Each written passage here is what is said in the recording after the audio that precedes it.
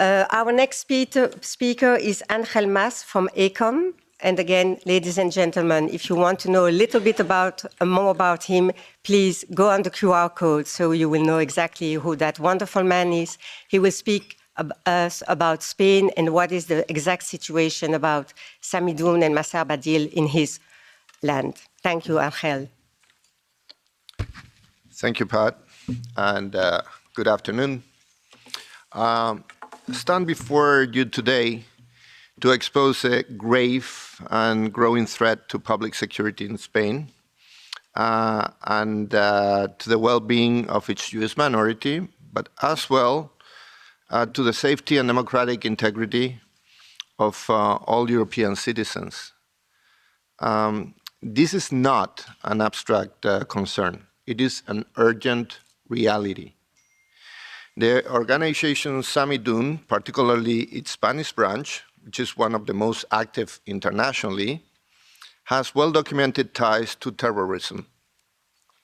Their objective is clear: to import the radical methods into Europe, in our case, using Spain as a laboratory. So that's how radicalization spreads. It begins with words, it escalates to institutional discrimination, it leads to intimidation and violence, and it culminates in the glorification of terrorism and a call to action. What makes this situation even more alarming is that figures from Spanish political left, including government-affiliated parties like Sumar and Podemos, are actively supporting these extremist networks. In the context of Spain having become a safe haven for Islamist extremists, we have to say that since 2015, the Spanish government, the current Spanish government, has provided a protective umbrella for groups like Samidoun. This has allowed BDS campaigns being launched from public institutions, campaigns that discriminated individuals, citizens, simply for the reason of being associated with the State of Israel. The creations as a result of spaces free of Israeli apartheid, in effect, no-go zones for Jews in our own countries, in municipalities, in regions in Spain, and a systematic effort to normalize extremist rhetoric under the guise of activism. Spanish courts, including the Supreme Court, have declared these BDS institutional discriminatory practices as illegal in over 70 rulings. Remember, these discriminatory practices were driven, were inspired, were mandated from local and regional governments in Spain. Yet, the promoters continue with impunity and have become ever more violent. What began as an economic and political boycott has now evolved into a radicalized network that openly advocates terrorism, all while receiving government protection and, in some cases, government subsidies. Who are the architects of this radicalized Palestinian activism in Spain? Well, I can name names. I can expose individuals behind this network, people that are directly linked with terrorism. I will name a few. Heide Abu Bakr, founder of Samidoun in Spain in 2020. She has ties to Ahora Madrid, which is part of the governing majority in Spain, part of Sanchez's government. Liana Cordova, arrested in 1978 in Haifa for harboring a PFLP terrorist.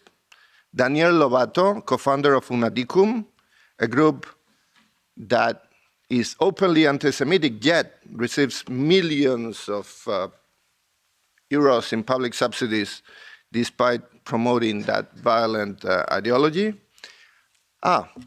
He was also a correspondent for Hispan TV. Hispan TV is Iran's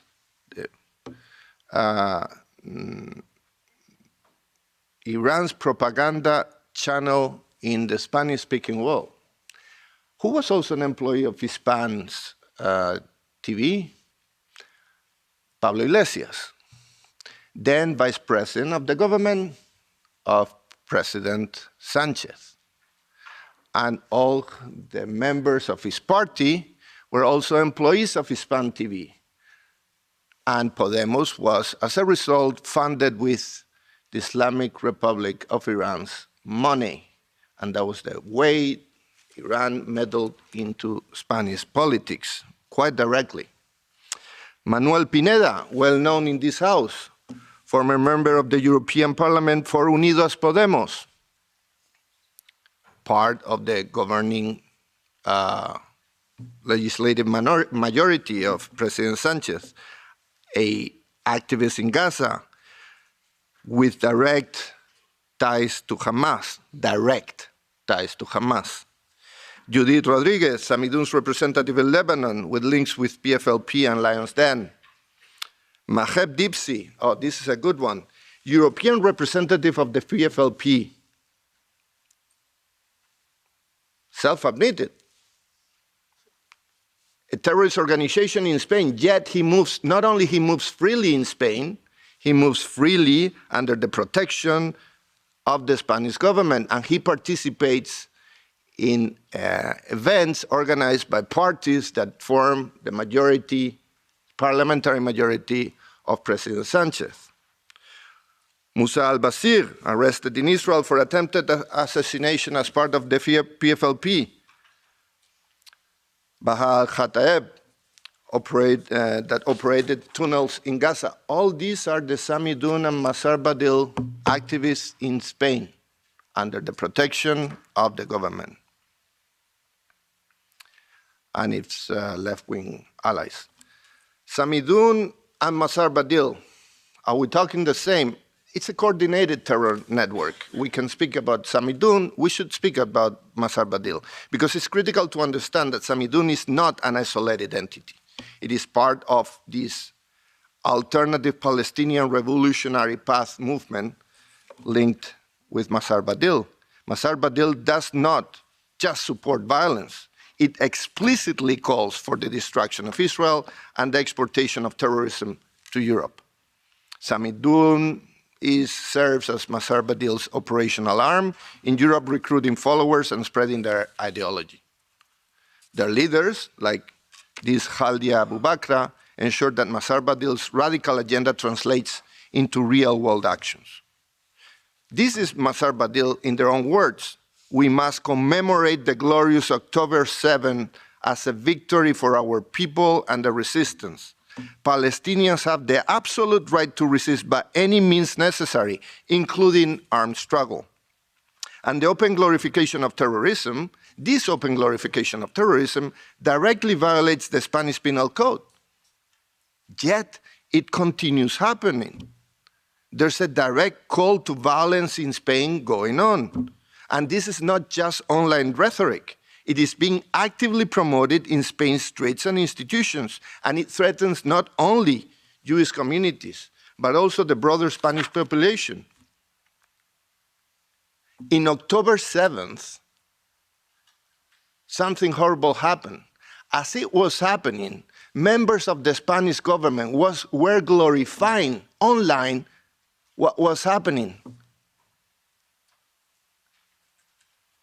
They were glorifying the so-called Palestinian resistance online, real-time, as the videos were coming up of the massacres. Masar Badil published a statement celebrating the massacre.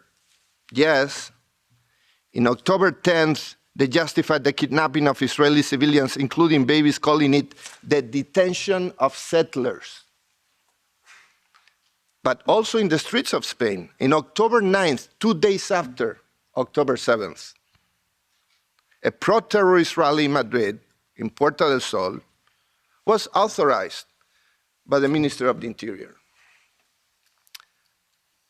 with open glorification of the atrocities. In October 29th, another government-approved demonstration included statements such as, We unconditionally support armed resistance. If Palestinians want to kidnap Israeli settlers, they must do it. It is their right. On January 27th, last year, Samidun's Judith Rodriguez publicly called October 7th a historic milestone, labeling Gaza the largest extermination camp of our era. She also personally targeted my friend and colleague, David Hatchwell. David is a leader of Spanish Jewish community. He has been for a number of years. He's also co-founder of ACOM. While this leader of Samidun called him a mafia criminal, and she explicitly said that he was complicit of genocide in Gaza.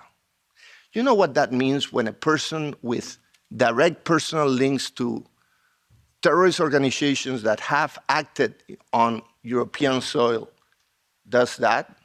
Names you publicly like that? Do we need to wait for something to happen here?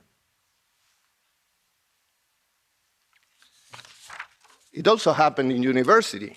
On February of the year 23, Samidun Spain leaders attempted to lynch the Israeli ambassador at Complutense University in Madrid. All these characters I've mentioned to you, they were there. The security detail of the Israeli ambassador had to draw their regulatory weapons to protect the ambassador from being lynched in a public university in Spain. In June 3rd, 24, Khaldi Abu Bakr, after all this, was invited into Spanish parliament by members of the governing majority in Spain. And she said, Israel has no right to exist. She defended Hamas as a guerrilla movement and rejected nonviolent struggle. So what's going on? What are the courts of justice doing? Well, Spain's judicial system is failing clearly to stop this growing threat. Judges currently lack the tools, probably, to do that. They cannot proactively dismantle extremist networks before they turn violent.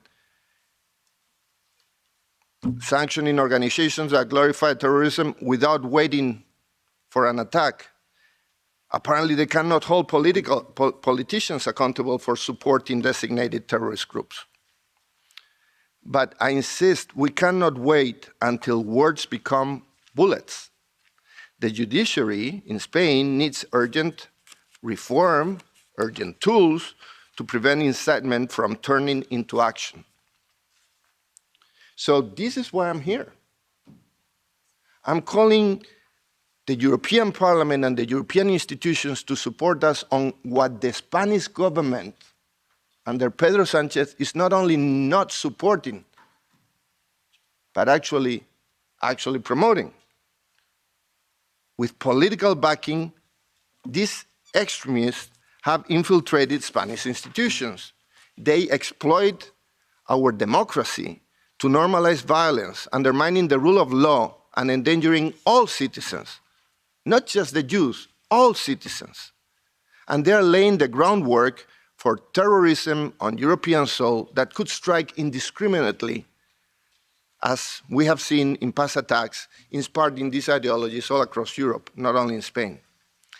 I repeat, unfortunately, the Spanish government will not act because its own coalition members are complicit. So we urge the European Parliament to ban Samidun, to outlaw Masar Badil as terrorist-affiliated organizations. We ask you to help empowering law enforcement and the judiciary to prosecute incitement before it leads to actual acts of violence. And we request your help to ensure that Europe does not become a safe haven for terror networks. This is a tragedy in the making. If we do not act now, I'm afraid we will soon ask ourselves why we did not prevent this next attack that could claim the lives of people across our communities. Thank you.